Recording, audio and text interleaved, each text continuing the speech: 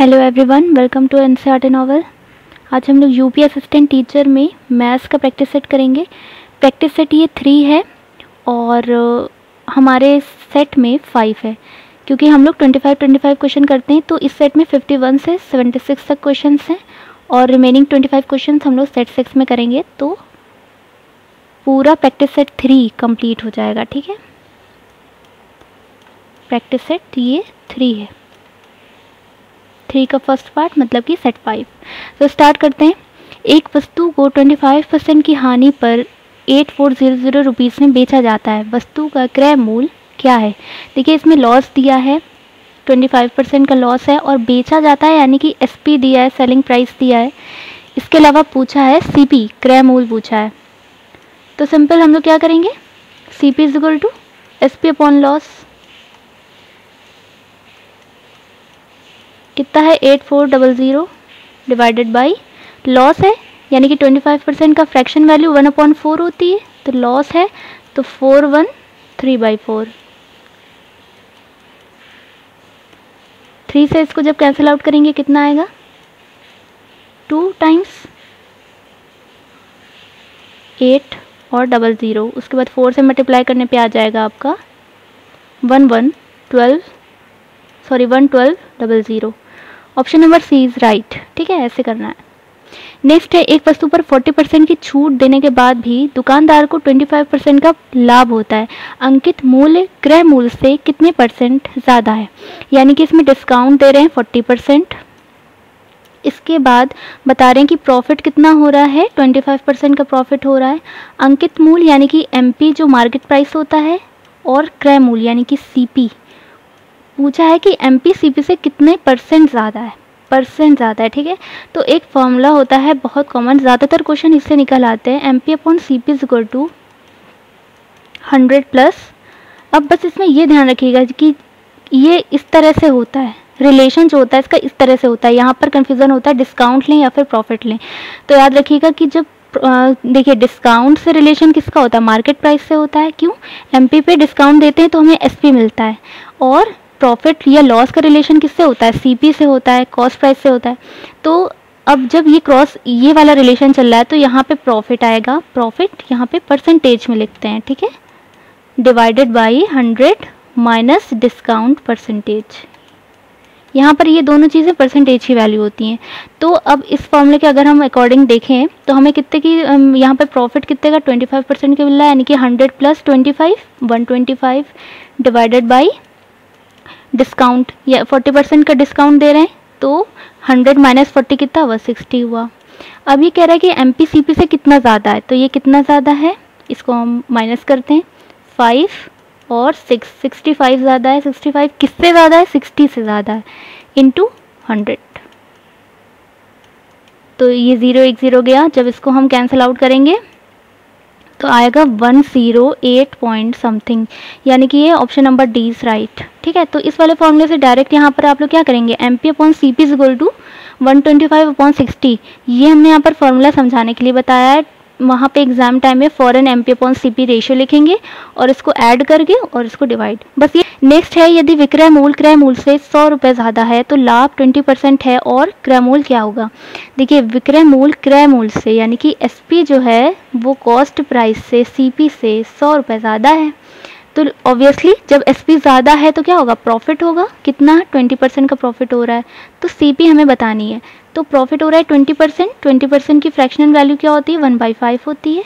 अब चूँकि प्रॉफिट हो रहा है तो क्या हो जाएगी, 6/5 हो जाएगी, 6/5 हो जाएगी। अब ये कह रहा है अगर मान लेते हैं हम सीपी 100 है, अगर हम मान लेते हैं सीपी 100 है, ठीक है, तो ये कितनी बन रही है, ये 500 बन जाएगी। ठीक है, अगर हम इससे मल्टीप्लाई कर दें तो ये 500 बन जाएगी। और ये क्योंकि इससे 100 से मल्टीप्लाई किया है तो ये इसमें भी 100 से करेंगे तो ये कितना बनेगा, 600 बनेगा। एसपी ऊपर वाला क्या होता है, एसपी होता है, नीचे वाला सीपी होता है। तो ये क्या, यहाँ पर ये फुलफिल हो रही कंडीशन, एसपी सीपी से 100 रुपीज़ ज़्यादा है। तो हमारे आ जाती है सीपी कितनी है, 500 है। Option number D is right. Next यदि किसी त्रिभुज का क्षेत्रफल 6 वर्ग सेंटीमीटर है और त्रिभुज की दो भुजाएं 3, 4 हैं तो तीसरी भुजा क्या होगी। देखिए जब भी हम ये क्वेश्चन देखते हैं वैसे तो देखते ही समझ में आ जाता है कि यहाँ पर ट्रिपलेट बन रहा होगा, बट फिर भी इसको कंफर्म करने के लिए हम क्या करेंगे, जब ये एरिया दिया है तो हम इन दो भुजाओं के थ्रू एरिया निकालने की कोशिश करेंगे। कैसे करेंगे, हाफ A क्रॉस B होता है, तो हाफ, दो भुजाएं कौन सी, 3 × 4, तो ये कितना आ जाएगा, 6 आ जाएगा। सेम आ रहा है जो इन्होंने यहाँ पे दे रखा है, यानी कि ये 3 और 4 ये बिल्कुल सही है। ये A क्रॉस B जो लिया है इन्होंने ये लिया है half base into height.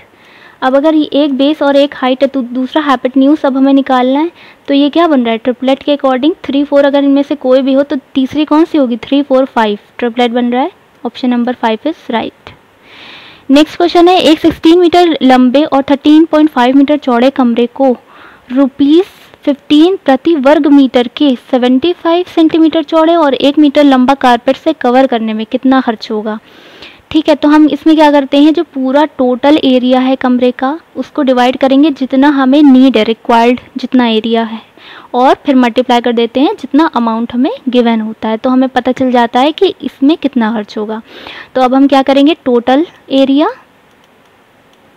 Divided by required area into जितना इसमें खर्च हुआ है, एक्सपेंडिचर जो दिया है, तो 16 मल्टीप्लाई 13.5, यूनिट का ध्यान रखना है यहाँ पर, डिवाइडेड बाई, अब देखिए यहाँ पर 75 सेंटीमीटर दिया है लेकिन हम सबको मीटर में करेंगे, क्यों, क्योंकि यहाँ पर ये जो खर्च दिया है इन्होंने वर्ग मीटर में दिया है, तो सबको मीटर में करेंगे तो ये कितना आ जाएगा, 0.75, ये मीटर हो गया, मल्टीप्लाई 1 और फिर मल्टीप्लाई 15। अब देखिए ये क्या है, मीटर स्क्वायर, ये मीटर स्क्वायर बन रहा है, ये कितना बन रहा है, ₹/मीटर स्क्वायर, तो ऑब्वियसली हमें किसमें आंसर मिलेगा, रुपीज़ से मिल जाएगा आंसर। तो कभी ये मत कंफ्यूज हो जाएगा कि इससे डिवाइड करें या इससे मल्टीप्लाई करें, हमेशा इसकी यूनिट देख लिया कीजिए। तो अब यहाँ पर देखिए इसको डेसिमल को हम हटाते हैं, नीचे 10 आया, ऊपर 100 बना, एक 0 से एक 0 गया, फिर 15 से इसको हम कैंसिल कर देंगे सीधा, 15 5 10 25, फिर 5 से इसको कैंसिल कर देंगे, 2 आया और फिर इधर 7 आया, और जब इन दोनों को मल्टीप्लाई करेंगे तो हम 16 7 112 2 4320 आ जाएगा, 4320, ये एक 0 ये इस 10 का, rupees. Option number B is right. Next है, एक प्लॉट के क्षेत्रफल का सर्वेक्षण 3.5 एकड़ के रूप में किया गया था। पटवारी ने इसे एक एकड़ 0.4 हेक्टेयर के आधार पर मीट्रिक प्रणाली में अंकित किया। यदि एकड़ का उत्तम नाप ये है हेक्टेयर में, तो उक्त अनुमान में त्रुटि कितना है। त्रुटि मतलब एरर होती है कि एरर कितनी है। अब देखिए 1 एकड़ की वैल्यू ये है, यानी कि दोनों को हमें क्या करना होगा, इससे मल्टीप्लाई करना होगा। तो सबसे पहले 3.5 को हम मल्टीप्लाई करेंगे 0.4 से, ठीक है, और दूसरा क्या स्टेप लेंगे हम, इसको मल्टीप्लाई करेंगे 3.5 से, मतलब 3.5 को दोनों से हम क्यों, क्योंकि ये तो एक एकड़ ही दिया है, इसको हेक्टेयर में चेंज करने के लिए 0.4 से मल्टीप्लाई करेंगे, उसके बाद इतना इससे मल्टीप्लाई करेंगे, तो 3.5 को, अब देखिए यहाँ पर ये प्रॉब्लम आएगी कि हम इतना ज़्यादा मल्टीप्लाई कैसे कर पाएंगे। तो इसके लिए एक छोटी सी शॉर्ट ट्रिक है, उसको देखते हैं। अब एरर निकालने के क्या करते हैं, इसको जो मतलब बाद में नाप ली गई है इसको माइनस जो पहले ली गई थी उसको, तो एरर निकल आएगी, यानी कि एरर इज इक्वल टू ये वाला पूरा माइनस ये वाला पूरा। तो अब देखिए हम यहाँ पर शॉर्ट में लिख देते हैं 2 - 1, यानी कि सेकेंड वाला और 1 वाला। तो अब देखिए हम यहाँ पर क्या करेंगे, 3 से सिर्फ मल्टीप्लाई कर देंगे, इस 5 को रहने देंगे, 3 पॉइंट समथिंग है ना, इसको रहने देंगे, सिर्फ 3 से मल्टीप्लाई करेंगे। और जब 3 से हम मल्टीप्लाई करेंगे तो हम यहाँ पर देखेंगे कि कुछ बनेगा यहाँ पर, क्योंकि 3 4 12 यानी कि 1.21401 लगभग बनेगा अप्रॉक्स, ठीक है। और जब हम इसको मल्टीप्लाई करेंगे तो ये बनेगा 1.2। अब जब इनको हम इसको हम आराम से माइनस कर सकते हैं, सिर्फ 3 से यहाँ मल्टीप्लाई कर सकते हैं आराम से। तो जब हम इसको माइनस करेंगे तो हमें मिलेगा अप्रॉक्स 0.01401। देखिए यहाँ पर खेल जो इन्होंने किया है सिर्फ डेसिमल का किया है, ठीक है, डेसिमल का किया है। और डिजिट कैसे क्लियर होगी वो भी हम बताते हैं। देखिए 3.5 है, हमने क्या किया 0.5 छोड़ दिया, सिर्फ 3 लिया है। तो यानी कि जो हमारी वैल्यू आएगी रियल में, जो आंसर आएगा वो इससे कुछ ज़्यादा होगा। यानी कि 0.012 वाला तो ऑप्शन बिल्कुल रॉन्ग हो गया, यानी कि 16 ही आने वाला है, ठीक है, 16 आएगा। अब ये जो हमने मल्टीप्लाई किया तो इससे हमें पता चल जाएगा कि हमें डेसिमल कहाँ पर लगाना है। डेसिमल तो यहीं पर आएगा, चाहे हम किसी से सिर्फ 3 से मल्टीप्लाई करें तब भी डेसिमल तो यहीं पर आएगा। तो इससे हमें ये पता चल गया कि हमारा आंसर 0.016 आएगा या 0.16 आएगा, ठीक है। तो 0.01 यहाँ पर 6 आएगा, क्यों? क्योंकि 0.5 हमने यहाँ पर छोड़ दिया था, तो हमारी वैल्यू कुछ बढ़ के ही हमें मिलेगी। तो ये एक छोटी सी शॉर्ट ट्रिक है, तो इससे आपको पूरा मल्टीप्लाई नहीं करना पड़ेगा, और कोई इसका शॉर्ट तरीका नहीं है। 0.016 हमारा राइट आंसर हो जाता है। नेक्स्ट है, एक व्यक्ति को एक मेज़ 2700 रुपये में बेचने पे 10% की लॉस होती है, तो मेज़ की किस कीमत पे बेचना चाहिए जिससे कि उसे 33 होल 1/3% का लाभ प्राप्त हो। 2700 रुपीज़ का बेच रहा है, एसपी इसका इतना है, लॉस हो रहा है उसे 10%। तो एसपी पूछ रहा है फाइनली जब उसे 33 होल 1/3% का प्रॉफिट हो। तो देखिए इसे कैसे करेंगे। अब हम फर्स्ट वाली कंडीशन से क्या करेंगे, सीपी निकाल लेंगे। 2700 एसपी अपॉन लॉस, 10% का लॉस हो रहा है यानी कि 9/10। 9 से इसको कैंसिल आउट करेंगे, सीपी आ जाएगा हमारा 3000। सीपी आ गया। अब हम क्या करेंगे इससे, अब हम देख रहे हैं प्रॉफिट कितना हो रहा है। ये इसको हम फ्रैक्शन वैल्यू कैसे लिख सकते हैं इस परसेंटेज की, 1/3, ठीक है। 1/3 इसका क्या हो रहा है, प्रॉफिट हो रहा है। तो अगर ये देखिए अब प्रॉफिट हो रहा है तो इसकी वैल्यू हम कैसे लिखेंगे, 4/3। ये तो परसेंटेज हो गया, प्रॉफिट परसेंटेज ये हो गया, लेकिन प्रॉफिट हो रहा है इसलिए 4/3। तो यहाँ पर ये नीचे वाला क्या होता है, सीपी होता है, ऊपर वाला एसपी होता है। तो सीपी की वैल्यू यहाँ पर हमें कितनी मिल गई, 3000, यानी कि 1000 से मल्टीप्लाई कर दें अगर हम, तो हमें एसपी की वैल्यू मिल जाएगी। 1000 से मल्टीप्लाई कर दिया तो 4000 हमारा एसपी आ गया। Option number D is right. एक बार फिर से देखते हैं, एसपी दिया है, लॉस दिया है, हम यहाँ से सीपी निकालेंगे एसपी अपॉन लॉस करके। 10% है यानी कि 9/10 उसका लॉस हो जाएगा। इसको निकाला, 3000 सीपी आ गया। फिर हमें एसपी निकालना है और इन्होंने प्रॉफिट दे रखा है, तो प्रॉफिट ये दिया है, इसकी फ्रैक्शन वैल्यू 1/3 होती है और प्रॉफिट है इसलिए 4/3 हो गया। इसमें 4 एसपी होता है, 3 सीपी होता है। 3 सीपी की वैल्यू हमने इस यूनिट से बराबर कर दी, तो हमें 1000 से मल्टीप्लाई करने को मिल रहा है। तो इसी तरह अगर हम एसपी को 4 को हम कर दें 1000 से मल्टीप्लाई, तो हमें रियल एसपी पता चल जाएगा। नेक्स्ट, एक व्यापारी ने एक मशीन बिक्री के लिए 27,500 रुपीज़ में प्रस्तावित की है, यानी कि उसके मार्क प्राइस क्या है, 27,500। यदि वो उस पर 10% कम कीमत वसूल करे तो उसे 10% का प्रॉफिट मिल जाएगा। तदनुसार उस मशीन का वास्तविक लागत मूल्य कितना है। देखिए यहाँ पर ये कह रहे हैं कि उसमें मार्केट प्राइस जो एमपी अंकित मूल्य जो है वो उसका इतना है, लेकिन वो कह रहा है कि उस पर 10% कम कीमत वसूल करे, यानी कि वो क्या एक तरीके से डिस्काउंट दे रहा है, छूट दे रहा है। तो ये जो दिया है ये याद ध्यान से देखिएगा, ये डिस्काउंट है आपका। उसे 10% का उस पर क्या हो रहा है, जब डिस्काउंट दे रहा है तो उसे 10% का प्रॉफिट भी मिल जा रहा है। तो उसका सीपी पूछा है, लागत मूल्य मतलब कॉस्ट प्राइस पूछा है। तो इसे कैसे करेंगे, सिंपल हमने क्या किया, 27,500 पे डिस्काउंट दिया, 10% का डिस्काउंट दे रहे हैं यानी कि 9/10। तो हमें क्या मिल गया यहाँ पर 24। या फिर इसको एक और शॉर्ट ट्रिक है उससे बताते हैं, वो ज़्यादा सिंपल है। एमपीसीपी सिंपल वही वाली फॉर्मूला, उसके अकॉर्डिंग बताते हैं। तो देखिए यहाँ पर प्रॉफिट आएगा, कितना प्रॉफिट हो रहा है 100 + 10, और कितना डिस्काउंट है 10% वो भी, यानी कि 100 - 10। और ये एमपी दे रखा है इन्होंने 27,500 डिवाइडेड बाई सीपी। सीपी निकालना है हमें। अब यहाँ पर ये कितना बनेगा, ये 110 बनेगा 110, और ये कितना बनेगा, ये 90 बन जाएगा। हम यहाँ से 11 से इसको पहले 0 1 निकाल देते हैं, फिर 11 से जब इसको कट करेंगे तो मिल जाएगा 250 और फिर 9 से इसको मल्टीप्लाई कराने पे हमें CP मिल जाएगी 25 9 द 225 और 0। Option number C is right. Next, एक व्यक्ति ने अपने बाग में 20-25 पौधे इस प्रकार लगाएं कि प्रत्येक पंक्ति के पौधों की संख्या कुल पंक्तियों के बराबर हो गई। बाग में कुल पंक्तियों की संख्या क्या होगी? देखिए, जब भी ऐसा क्वेश्चन होता है हम क्या करते हैं, परफेक्ट स्क्वायर इसका निकाल लेते हैं, मतलब स्क्वायर रूट निकालते हैं, क्योंकि देखिए तभी पॉसिबल है। ये कह रहे हैं कि हर लाइन में उसने इतने पौधे लगाए हैं कि जितने पौधे लगाए हैं वो इसकी जितने ये वाले स्टेप हैं उसके इक्वल हो रहा है, ठीक है। उतनी ही लाइनें लगाई हैं और उतने ही इधर पौधे लगाए, तो ये तभी होगा जब ये दोनों इधर ये इक्वल हो जाएंगी। और ये कब होता है? स्क्वायर में होता है।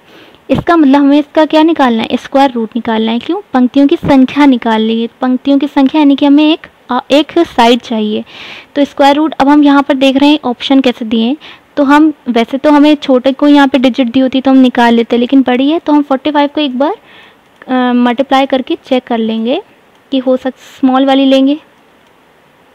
25 5 2 कैरी 20 20 40 40 और प्लस 2 यानी कि 42 2 कैरी आया 4 4 4 16 4 20, ठीक है। यानी कि हमारा option number D is right. Next है 0.13 ये डिवाइड का साइन है, पी स्क्वायर, तो पी का वैल्यू बतानी है। तो देखिए 0.13 सिंपल है ये question, divided by P square equal to 13। अब इसको क्या करेंगे, इसको इधर ले लेते हैं, तो P square equal to 13/13 into 100। ये ऊपर वाला डेसिमल हटा दिया, ये कैंसिल आउट हो जाएगा 1/100, तो पी की वैल्यू क्या आ जाएगी 1/10 यानी कि 0.1। Option number B is right. Next question है 2 sin square theta plus 3 cos square theta का न्यूनतम मान क्या होगा? तो देखिए इसको हम कैसे करते हैं, इसको ओरली करते हैं। मिनिमम वैल्यू पूछी है, तो देखिए साइन को कॉस में या फिर कॉस को साइन में, किसी एक को किसी दूसरे में चेंज कर लेंगे। तो मान लिया अगर हम साइन को कॉस में चेंज कर लेते हैं तो किससे 1 माइनस कॉस स्क्वायर थीटा होगा, यानी कि क्या आएगा 2 माइनस 2 cos स्क्वायर थीटा। यहाँ पर हम करके बता रहे हैं, आपको डायरेक्ट वहाँ पे करना है, ठीक है। ये आ जाएगा। अब ये कितना हुआ 2 प्लस cos स्क्वायर थीटा, यानी कि अगर हमें मिनिमम वैल्यू चाहिए तो हमें ये वाला टर्म क्या करना होगा, 0 करना होगा। 0 करना होगा तो हमारी मिनिमम वैल्यू क्या आ जाएगी 2 आ जाएगी। Option number 2 is right. Next है alpha plus beta equal to 90, तो cosec square alpha plus cosec square beta की वैल्यू क्या होगी? अब इसको देखिए कैसे करते हैं, ये कंडीशन इन दे रखी है तो इसको हम कन्वर्ट कर लेंगे किस में, यहाँ से कोई भी एक निकाल लेते हैं value. Beta is equal to 90 minus alpha कह सकते हैं इसे हम, इसको इसमें पुट कर देंगे, यानी कि cosec square alpha minus beta की जगह हम क्या देंगे 90 माइनस अल्फा, यानी कि कोसेक स्क्वायर 90 माइनस अल्फा, ठीक है। अब ये इसको ऐसे ही रखा रहने दिया, cosec square alpha minus 90 minus है यानी कि क्या हो जाएगा सेक स्क्वायर अल्फा, ठीक है। ये कंडीशन आ गई। जब भी ये कंडीशन आती है हम इसको कैसे लिख सकते हैं, ये इक्वल होता है cosec square alpha multiply sec square alpha के, ठीक है। यहाँ कोसेक स्क्वायर अल्फा हमें यहाँ पर मिल रहा है, ठीक है। कोसेक स्क्वायर अल्फा हमें यहाँ पर मिल रहा है, तो अब हम क्या करेंगे, इसको हमें दूसरे को, इसको हमें बीटा में बनाना है, वो भी कोसेक स्क्वायर, तो इसको हम बना सकते हैं सेक स्क्वायर, इसको हम अल्फ़ा को लिख सकते हैं 90 माइनस बीटा, तो ये कितना आ जाएगा सेक स्क्वायर 90 है यानी कि कोसेक स्क्वायर बीटा, और इधर ये हमारा आ रहा था कोसेक स्क्वायर अल्फ़ा, ठीक है। तो हमें ये वाला ऑप्शन मिल जाता है। Option number C is right. देखिए इसमें सबसे पहले कुछ नहीं, बस इसको हमने कन्वर्ट कर लिया, किसी भी अल्फ़ा बीटा में कीजिए, उसके बाद इसमें जो हमने कन्वर्ट किया है उसमें यहाँ पर अल्फ़ा एंगल 90 माइनस करके लिख देंगे, तो 90 जैसे ही करेंगे क्वाड्रेंट के अकॉर्डिंग वो चेंज हो जाएगा, कोसेक का सेक हो जाएगा और एंगल वही रहेगा। अब cosec square theta minus sec square theta क्या होता है, is equal to cosec square theta multiply sec square theta, ठीक है, बस मल्टीप्लाई हो जाता है। तो अब हम देख रहे हैं यहाँ पे हमें कोसेक और सेक में सेम एंगल नहीं मिल रहा है। अब हम क्या करेंगे, तो उस एंगल को चेंज करने के लिए हमें कोसेक स्क्वायर अल्फ़ा यहाँ पे मिल रहा था, इसको हमें कोसेक बीटा बनाना है, तो हम क्या कर सकते हैं, अल्फ़ा को इसमें कन्वर्ट कर सकते हैं, 90 माइनस बीटा लिख सकते हैं। जैसे ही 90 आता है सेक चेंज हो जाएगा कोसेक में, यानी कि कोसेक स्क्वायर बीटा आ जाएगा। तो हमारा ये वाला ऑप्शन बिल्कुल सही हो जाएगा। नेक्स्ट है sine 8 theta plus cos 8 theta minus 1 equal to 0। तो cos square theta sine square theta की वैल्यू क्या होगी। एक कंडीशन दे रखी है क्वेश्चन को थोड़ा टफ बनाने के लिए, थीटा की वैल्यू ना ही 0 है ना ही 90 है। तो अब हम क्या करेंगे, देखिए अगर आप वैसे फॉर्मूले वाइज करना चाहते हैं तो ये तरीका है। ये हमने थोड़ा इसको घटना चक्र में जो सॉल्यूशन दिया वो काफ़ी लेंथी दिया, इससे भी बढ़ा दिया है हमने, इसको थोड़ा छोटा करके यहाँ पर किया है सॉल्व। लेकिन एक और तरीका है, उससे अभी हम बाद में बताते हैं, पहले इसको देख लेते हैं एक बार। इसमें हम क्या करेंगे, सबसे पहले हमारा एम क्या है, इस पावर को 8 की पावर को हमें कम करते करते 1 बनाना है, और एक टर्म फिर ऐसा आ जाए कि जिसपे साइन स्क्वायर कॉस स्क्वायर आ जाए, तो हमें ये चाहिए यहाँ पर। तो देखिए वही हम करेंगे, इसको 4 हम स्क्वायर में बना सकते हैं, तो इसको हम इस तरह से साइन 8 को लिख सकते हैं साइन की पावर 4 का होल स्क्वायर, इसी तरह कॉस को लिख दिया -1। इसके बाद ये क्या बन रहा है, ए स्क्वायर प्लस बी स्क्वायर बन रहा है। तो अगर हम देखें ए स्क्वायर प्लस बी स्क्वायर का फॉर्मूले को अगर हम एक्सपेंड करें तो क्या आएगा, ए प्लस बी का होल स्क्वायर -2ab कर सकते हैं हम। तो वही हमने यहाँ पे किया, ए प्लस बी, ए हमारा ये हो गया, बी ये हो गया का whole square -2ab, 2 sine 4 theta cos 4 theta -1। अब देखिए अभी भी हमारा काम नहीं हुआ, हमें चाहिए कि ये स्क्वायर में आ जाए और ये 1 बन जाए, sine square theta plus cos square theta equal to 1। तो अब हम फर्दर क्या करेंगे, फिर से इसकी पावर 2 किया और इस तरह से लिख दिया। अब बाकी चीज़ें हमने वैसे ही रखी, फिर ये ए स्क्वायर प्लस बी स्क्वायर बना, फिर हमने एक्सपेंड कर दिया ए प्लस बी का होल स्क्वायर -2ab में, तो इस तरह से आ गया पूरा एक्सप्रेशन, इस तरह से आ गया। और बाकी जितनी चीज़ें थी सबको इक्वल के इधर ले गए, क्यों, क्योंकि अभी आगे कैंसिल आउट हो जाएगा। अब हमने देखा ये sign square theta cos square theta ये 1 बन रहा है, 1 माइनस ये बच रहा है हमें। अब ये 1 minus 2 sign square theta cos square theta का होल स्क्वायर है, इस परफेक्ट स्क्वायर को ओपन कर देंगे, 1 प्लस 4 में आ जाएगा, और 2ab का करेंगे तो भी 4 ये आ जाएगा। और ये अब हमने देखा 1 1 कैंसिल आउट हो गया, ये 4 वाली पावर है, ये 4 वाली पावर है, ये 4 है, ये 2 है, ये इधर आ गया तो 2 साइन 4 थीटा कॉस 4 थीटा मिलेगा, इसको इक्वल के इधर ले गए तो ये मिल गया हमें। फिर हमने यहाँ पर देखा तो हमें मिल गया sine square theta cos square theta equal to 2 मिल जाता है। देखिए एक और थोड़ा शॉर्ट तरीका है, वो ऐसे है कि इसमें 0 और 90 रखने को उन्होंने मना किया है, तो फिर हम क्या करेंगे 45 ट्राई करते हैं। 45 की वैल्यू क्या होती है, दोनों की 1/√2 होती है वैल्यू। तो देखिए अगर हम यहाँ पर इसको रखें तो हमें क्या मिलेगी, कॉस स्क्वायर 45 सॉरी और साइन स्क्वायर 45, तो हमें क्या मिल जाएगा 1/√2 का स्क्वायर 1/√2 का स्क्वायर बीच में मल्टीप्लाई, तो हमें क्या मिलेगा 1/2 मल्टीप्लाई 1/2 यानी कि 1/4, ठीक है 1/4 मिल जाएगा।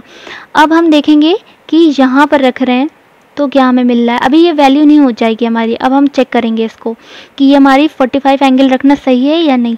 तो साइन की पावर 8 45 प्लस कॉस की पावर 8 45 माइनस इसको 1 को इक्वल के उधर ले जाते हैं, क्यों, क्योंकि हमें यहाँ पे कंडीशन सेटिस्फाई करानी है LHS RHS। अब हम देखेंगे ये 45 एंगल है तो 1/√2 आता है साइन 45। अब 1/√2 का मतलब है कि साइन की पावर 8 है, यानी कि √2 की पावर 8 टाइम्स हमें करनी है। तो क्या आएगा, देखिए √2 को एक बार स्क्वायर करेंगे तो हमें मिलेगा 2, दूसरी बार स्क्वायर करेंगे तो हमें मिलेगा 4, फिर से स्क्वायर करेंगे तभी तो हमें मिलेगा 16। क्यों, क्योंकि 2 की पावर क्यूब जो होती है वो होती है 8, 2 × 2 × 2, तो हम 3 बार स्क्वायर करेंगे, √2 का स्क्वायर एक बार किया 2 मिला, दोबारा किया 4 मिला, तिबारा किया 16 मिला, यानी कि यहाँ पर क्या मिलेगा 16, 1/16, क्योंकि 1/√2 में था तो 1/16, 1/16। अब ये क्या बन रहा है, ये मिल रहा है हमें 2/16, ये कितना मिल रहा है 1/8। अब ये इधर हमें 1 मिल रहा है, तो ये इक्वल तो नहीं है 1 के, LHS RHS इक्वल नहीं, इक्वल करने के लिए क्या करेंगे, इधर हम मल्टीप्लाई कर देंगे 8 से, ठीक है, तब ये 8 कैंसिल हो जाएगा, 1 आ जाएगा। तो जिस फैक्टर से इस इधर मल्टीप्लाई हमने किया है, इस कंडीशन को फुलफ़िल करने के लिए उसी फैक्टर से हम यहाँ पर मल्टीप्लाई करेंगे जो हमने एंगल निकाला था। तो जैसे ही हम 8 से मल्टीप्लाई करेंगे हमें मिल जाएगी value 2। Option number D is right. तो ये एक शॉर्ट ट्रिक है, चाहिएगा तो इस ऐसे ही पेपर में अगर आए तो कर लीजिएगा, ये ज़्यादा सही है क्योंकि ये तो काफ़ी लंबी, इतना टाइम नहीं होता है करने का। एक बार हम फिर से बताते हैं इसमें कैसे करेंगे। 0 90 नहीं रखना है, 45 हम रख के देखते हैं। दोनों की वैल्यू 45 पे सेम होती है, 1/√2। अब यहाँ पर cos square 45 sine square 45 square है, यानी कि 1/√2 का जब स्क्वायर करेंगे तो 1/2 इंटू 1/2 मिलेगा, यानी कि 1/4 मिल जाएगा। अब हम इधर क्या करेंगे, उस कंडीशन को थीटा वही सेम रखेंगे और कंडीशन को इक्वल करने की कोशिश करेंगे। तो हमने जब साइन 845 किया तो हमने देखा 1/√2 आता है, तो जब 8 करेंगे यानी कि हमें 3 टाइम्स जाना है, यानी कि √2 को जब एक बार किया 2 मिला, दोबारा स्क्वायर किया 4 मिला, दोबारा किया तो 16 मिला, यानी कि 1/16 प्लस 1/16। अब हमें यहाँ पे क्या मिला 2/16 यानी कि 1/8। इक्वल करने के लिए हमें 8 से मल्टीप्लाई कराना पड़ा। जब इस कंडीशन को सेटिस्फाई करने के लिए हमें 8 से मल्टीप्लाई कराना पड़ रहा है, तो इस कंडीशन को निकालने के लिए यहाँ पे भी 8 से मल्टीप्लाई कराएंगे तो हमें मिल जाएगा 2। नेक्स्ट क्वेश्चन है, कमीशन की दर 4% से 5% बढ़ने पर यदि किसी दलाल की आय अपरिवर्तित रहती है तो व्यवसाय में एकाएक कितनी कमी आ जाती है, परसेंटेज में बताना है। तो देखिए दर कितने से कितना बढ़ रही है, 4 से 5 बढ़ रही है, 4 से 5 बढ़ रही है, यानी कि एक बढ़ी, कितनी बढ़ी, एक बढ़ी, कितने से बढ़ी, 4 से बढ़ी। ठीक है, तो हम सबसे पहले ये कैलकुलेट करेंगे, तो ये कितना हो गया 25%। ठीक है, 25% बढ़ गई, यानी कि इसकी दर कितनी बढ़ रही, 25% बढ़ रही। अब ये कह रहा है कि आय उसकी अपरिवर्तित, यानी कि जो उसकी इनकम है उसमें नो चेंज, इनकम में कोई भी चेंज नहीं आ रहा। तो अब हमें जब ऐसी कंडीशन होती है तो हम कैसे निकालते हैं, जो भी एक चीज़ बढ़ रही होती है, जैसे A/B इंक्रीज कर रहा है, तो अगर हमें डिक्रीज वाला निकालना है तो हम क्या करते हैं, A/A+B वो डिक्रीज करेगी। ठीक है, कमी पूछ रहा है, तो जब ये बढ़ रही है 1/4 हमारा फ्रैक्शन वैल्यू निकली है, तो 1/A+B यानी कि 1/5 क्या होगी, डिक्रीज करेगी, यानी कि 1/5 की परसेंटेज वैल्यू क्या होती है, 20% होती है। तो हमारा राइट आंसर क्या हो जाएगा, 20 हो जाएगा। ठीक है, ये चीज़ समझ में आई, क्यों ऐसा क्यों किया, ये वाला हमने कंडीशन क्यों लगा ली, क्यों, क्योंकि यहाँ पे कह रहे हैं कि इनकम अपरिवर्तित रहती है, कोई चेंज नहीं आता। तो जब एक चीज़ बढ़ रही है तो दूसरी चीज़ ऑब्वियसली कम हो जाएगी। नेक्स्ट है, राकेश अपनी आय को 20% बचाता है। ये अच्छा क्वेश्चन है, इसको देखिए। 2 वर्ष बाद उसकी आय 20% बढ़ जाने पर वो पहले जितनी ही रकम बचा पाता है, इसका खर्च कितना बढ़ गया। इसको कैसे करेंगे, देखिए हम लेके चलते हैं। मान लीजिए उसकी इनकम 100 रुपीज़ थी, ठीक है, उसकी इनकम 100 रुपीज़ थी, 20% बचाया उसने, तो 100 का 20% करेंगे तो 20 रुपीज़ उसने बचाए, यानी कि इसकी सेविंग 20 हुई। तो यानी कि इसका खर्च कितना हुआ, 100 में 80 खर्च हुआ, एक्सपेंडिचर उसका कितना हुआ, 80 रुपीज़ हुआ। ठीक, ये चीज़ हमने निकाल ली। अब कह रहे 2 साल बाद उसकी आय 20% बढ़ जाती है, यानी कि 100 से 20% बढ़ती है, तो कितनी हो गई इसकी इनकम, 120 रुपीज़ हो गई।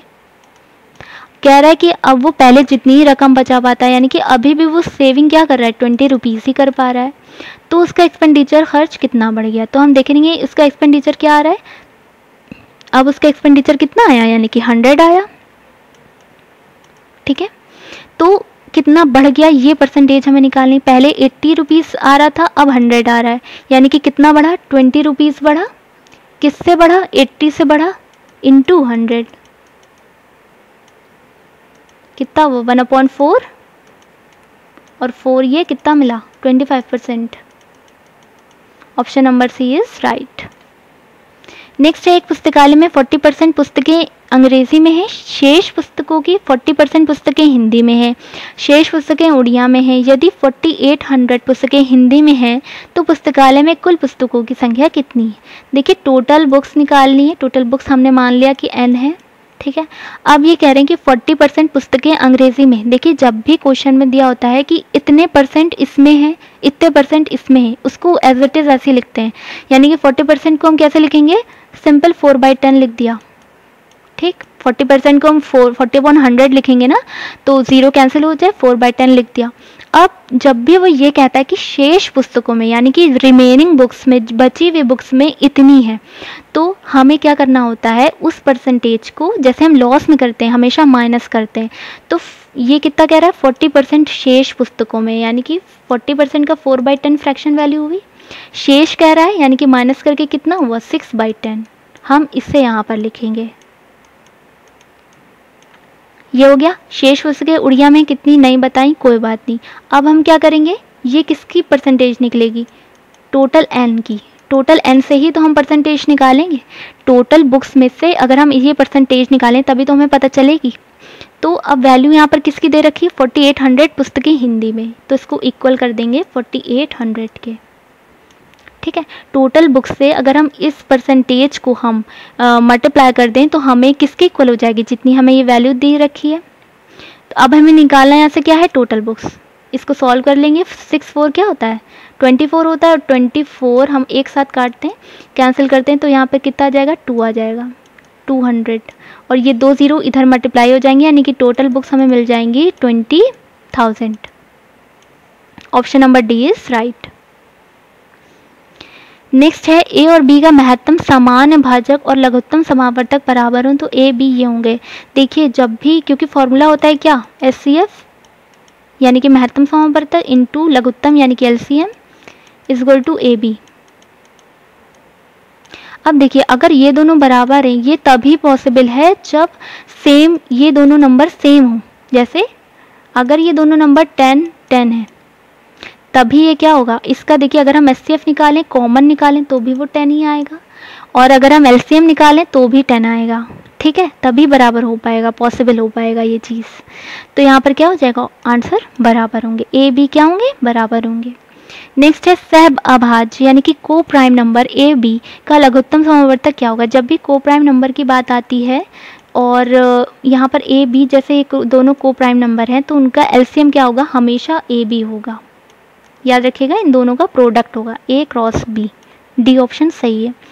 नेक्स्ट है, आंकड़ा समूह का सबसे अधिक बारंबार आने वाला मान कहलाता है। देखिए जो भी डेटा हमें दिया होता है जब भी स्टैटिस्टिक्स में, तो जितने भी टाइम्स जो भी वैल्यू बहुत ज़्यादा बार आ रही है ना, कई ज़्यादा बार आ रही है, कई टाइम आ रही है, तो वो हमारी क्या कहलाती है, वो हमारी बहुलक कहलाती है। ठीक है, उसको हम क्या कहते हैं, मोड कहते हैं, जो बहुत रिपीटेटिव टाइम पे होता है। ठीक है, तो क्या कहलाता है, हिंदी में बहुलक, इंग्लिश में मोड कहते हैं।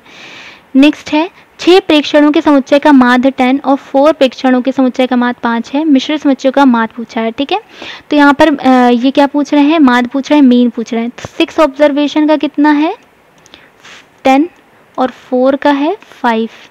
तो अगर हमें सम निकालना हो, सम के लिए तो 6 × 10 करेंगे तो कितना आ जाएगा, 60, और 4 × 5 करेंगे, S1 S2, 4 × 5 करेंगे सम, दूसरे का सम, तो आ जाएगा 20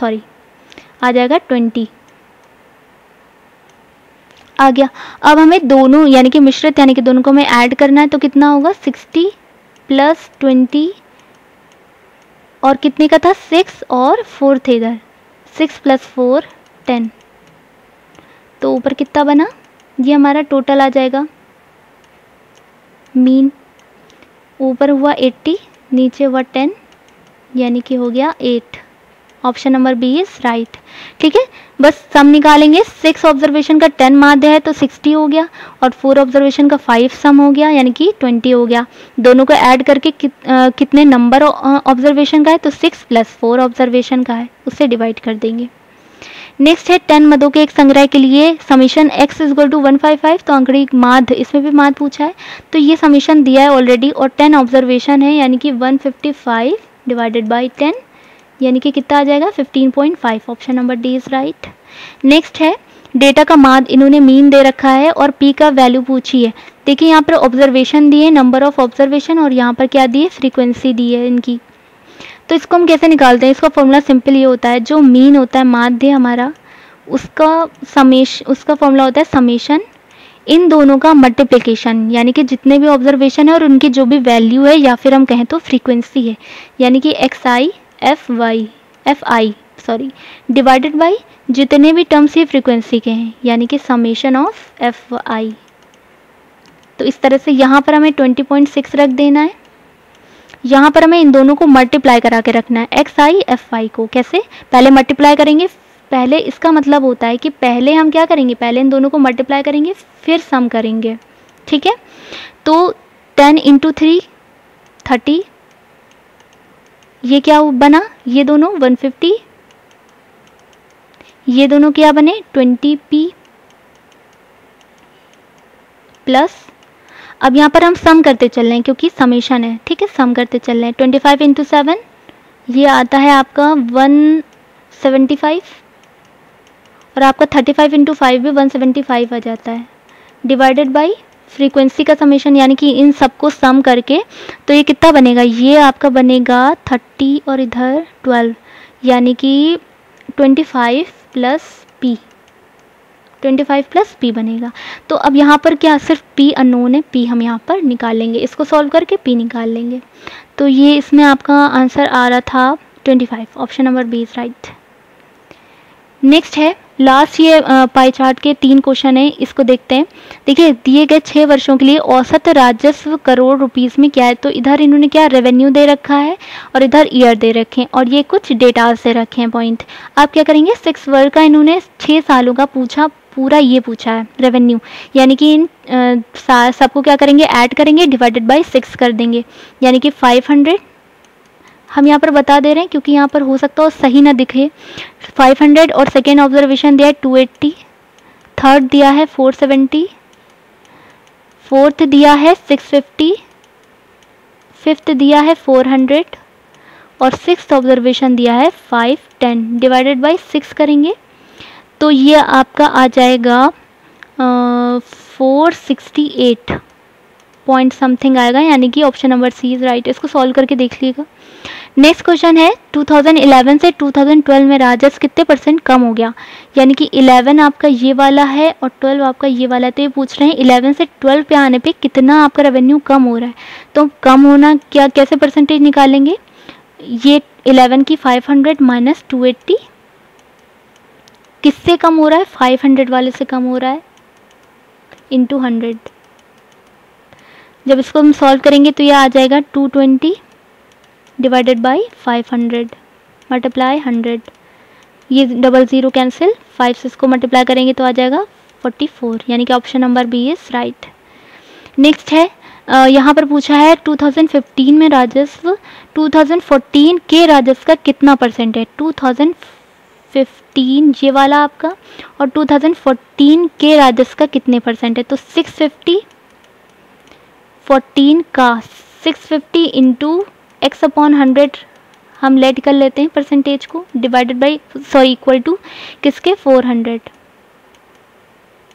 तो ये आ जाएगी कुछ